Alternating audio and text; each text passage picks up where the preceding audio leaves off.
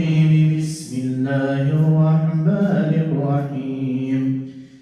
وأن المساجد لله فلا تدعوا مع الله أحدا وأنه لما قام عبد الله يدعوه كادوا يكونون عليه لبدا قل إنما أدعو ربي ولا أشرك به أحدا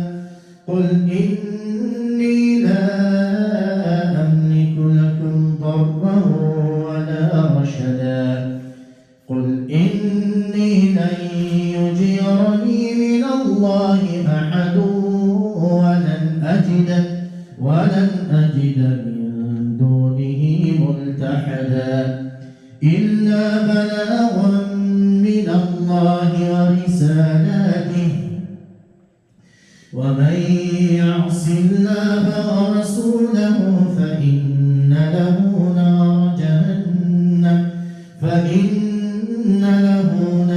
جهنم خالدين فيها أبدا حتى إذا رأوا ما يوعدون فسيعلمون من أضعف ناصرا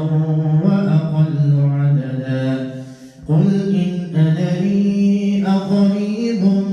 ما توعدون أم يجعل له ربي أمدا عالم الغيب فلا يظهر على غيبه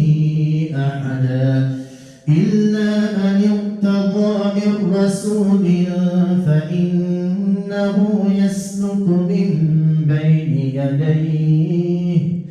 فإنه يسلك من بين يديه ومن خلفه رصدا